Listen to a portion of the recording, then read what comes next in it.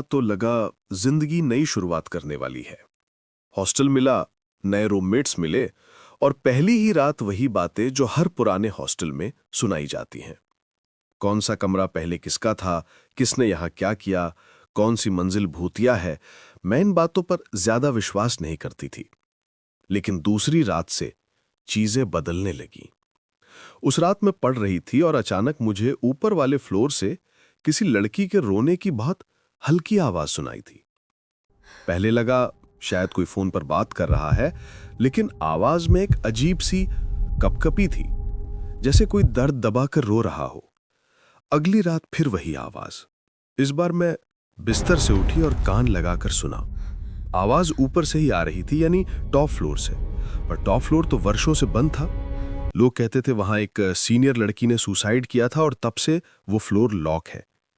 मैंने रूममेट रिद्धि से पूछा कि क्या उसे भी कभी कुछ सुनाई दिया है।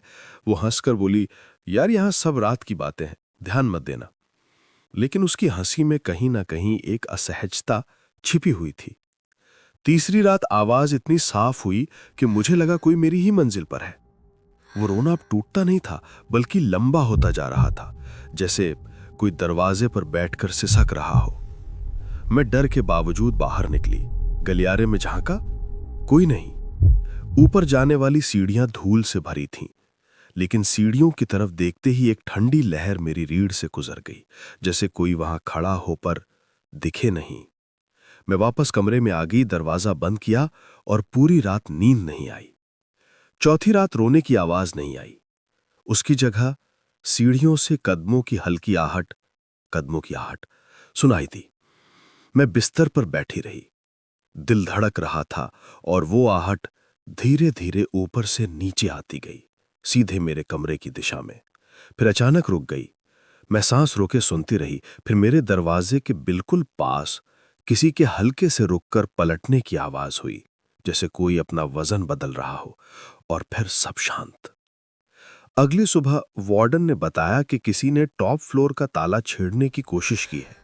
कुंडी टेढ़ी थी। उन्होंने तो इसे शरारत बताया, पर मेरे मन में डर और बढ़ गया। मैं पढ़ाई में मन नहीं लगा पा रही थी। रात होते ही माहौल बदल जाता था। हॉस्टल बिल्कुल शांत, बस दूर कहीं पानी टपकने की आवाज और कभी-कभी हवा से खुलती दरवाजों की चिरचिराहट। दरवाजा चरमराया, लेकिन उन सब के बीच वो रोना, जैसे किसी का दर्द वहीं अटका हुआ हो। एक रात मैंने ठान लिया कि पता लगाऊंगी ये सब क्या है। मैं ही धूल इतनी गाढ़ी थी कि पैरों के निशान साफ दिखते थे, लेकिन हमें वहां कुछ और दिखा। साफ जूते के निशान जो ऊपर से नीचे जा रहे थे। मैंने टॉर्च उठाकर दरवाजे के कोने पर डाली। लकड़ी के नीचे एक पतली सी लाइन दिखी, जैसे किसी ने धीरे धीरे दरवाजा धकेला हो। पूजा ने कहा, चलो वापस चलते हैं, यह अच्छा नहीं लग रहा। लेकिन तभी अंदर से एक बहुत धीमी टूटी सी फुसफुसाहट सुनाई दी, कोई है। हम सब जम गए। देव ने दरवाजा धक्का दिया। दरवाजा बहुत धीरे खोलकर थोड़ा सा खुला। अंदर एक लंबा अंधेरा गलियारा था, जहां खिड़कियां आधी टूटी थीं और हवा अजीब तरह सीटी जैसी आवाज करती थी। हमने अंदर टॉर्च घुमाई। शुरू में सिर्फ धूल और जाले दिखे, लेकिन थोड़ी दूर एक कमरा आधा खुला था। उसका पर्दा हवा में हिल रहा था। हम कमरे के पास पहुंचे। कमरे के अंदर फर्श पर किसी के बैठने के निशान थे, जैसे कोई घुटने मोड़कर लंबे समय तक बैठा हो। टॉर्च घुमाते घुमाते हमें दीवार पर कुछ लिखा दिखा, उंगलियों से खुरचकर। शब्द थे, वो मुझे नहीं जाने देगी। पूजा ने एक झटके में कहा, चलो अभी। यह आवाज उसकी कांप रही थी। हम तीनों भागे, सीढ़ियों तक पहुंचे और नीचे की मंजिल पर आकर रुक गए। और फिर उस रात मैंने खुद आवाज सुनी, मेरे कमरे के अंदर। रोना नहीं, बल्कि किसी के चलने की मुलायम आहट जो दीवार के उस पार से आ रही थी। मेरे कमरे की एक दीवार सीधे ऊपर वाले बंद फ्लोर से लगती थी, पर उस दीवार पर मैंने हल्की हल्की खरोंच की आवाज वो सुनी, अभी भी जैसे ऊपर कोई है। ऊपर से उस जगह को नाखूनों से रगड़ रहा हो। सुबह देखा तो दीवार पर पेंट थोड़ा उखड़ा था। मैंने हाथ लगाया तो पेंट आसानी से झड़ गया। नीचे से बहुत हल्के अक्षर उभर रहे थे, जैसे किसी ने अंदर से लिखा हो, सिर्फ एक शब्द, खोलो।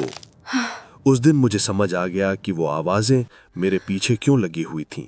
मुझे उसी कमरे के नीचे रखा गया था जहां उस लड़की ने अपनी जान दी थी। मैंने हॉस्टल बदलने की कोशिश की, लेकिन तब तक बहुत देर हो चुकी थी। दिल की धड़कन तेज होती गई। मैं धीरे धीरे दरवाजे के पास जाकर कान लगाया। आवाज आई, नीचे आओ। मैं डर के मारे वहीं बैठ गई। थोड़ी देर बाद आवाज बंद हो गई, लेकिन कुछ मिनट बाद मेरे फोन की फ्लैशलाइट अपने आप ऑन हो गई और स्क्रीन पर एक नोटिफिकेशन जैसे उभरा। पर वो कोई नोटिफिकेशन नहीं था, बस एक वाइट स्क्रीन और उस पर धुंधले से उभरे शब्द, मैं अकेली हूं। उस रात मुझे एहसास हुआ कि वो मुझे देख सकती है, मेरी हर हरकत, मेरा कमरा, मेरी हर सांस। लोग कहते हैं उसके आखिरी शब्द थे, किसी को आने मत देना, किसी को आने मत देना। लेकिन अब वो शब्द दीवार पर क्यों बने थे? खोलो। क्या वो खुद चाहती है कि कोई आए, या कोई उसे मजबूर कर रहा है? मेरे मन में दहशत थी, लेकिन एक सवाल भी, आखिर रोती क्यों है, क्या चाहती है? मैंने तय किया कि भागने से कुछ नहीं होगा, मुझे सच्चाई जाननी पड़ेगी। रात के 2 बजे मैं फिर सीढ़ियों की तरफ गई। हॉस्टल इतना शांत था कि अपनी सांस भी तेज सुनाई दे। ऊपर का ताला वैसे ही लटका था, लेकिन इस बार दरवाजा थोड़ा सा खुला हुआ था, मानो किसी ने इंतजार में छोड़ दिया हो। मैं अंदर गई। गलियारा पहले से ज्यादा ठंडा था, दीवारों से जैसे हवा टकराकर सुर बना रही थी। तक पहुंची जहां हम पहले गए थे। अंदर टॉर्च मारी तो देखा, फर्श पर एक दुपट्टा पड़ा था, लाल रंग का, किनारों से फटा हुआ। मैंने उसे उठाया। उसी वक्त पीछे से किसी के लंबे सांस लेने की आवाज आई, धीमी, सूखी, टूटी हुई। मैंने पलटकर देखा तो कमरे के कोने में एक धुंधली सी आकृति जैसी हिलती दिखाई दी।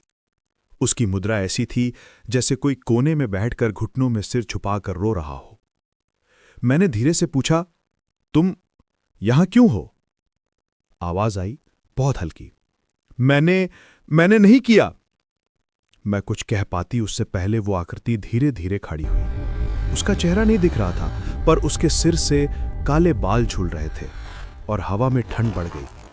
वो मेरी तरफ देखने लगी और कमरे की खिड़की अचानक जोर से बंद हो गई। अंधेरा और भी घना हो गया। वो कहने लगी, उन्होंने कहा मैं पागल हूं, पर वो मेरी नहीं थी गलती। मैंने दरवाजा बंद किया था, पर उसने मुझे बाहर नहीं रहने दिया। मैं बस बाहर आना चाहती थी। उसकी आवाज टूटकर धीरे धीरे कमरे भर में फैल रही थी। तभी अचानक गलियारे से कदमों की आहट आने लगी, जैसे कोई दूसरा भी ऊपर आ रहा हो। आकृति मेरी ओर झुकी और बोली, वो आ गई। मैं घबरा गई। मैंने टॉर्च की रोशनी इधर-उधर घुमाई। दरवाजा अपने आप बंद हो गया। आकृति गायब थी, लेकिन कमरे के बाहर सीढ़ियों की तरफ से एक औरत की आवाज गूंज रही थी। कोई पुराना टूटा हुआ सुर, जैसे कोई कई बार एक ही शब्द दोहरा रहा हो, किसी को मत आने देना, किसी को मत आने देना।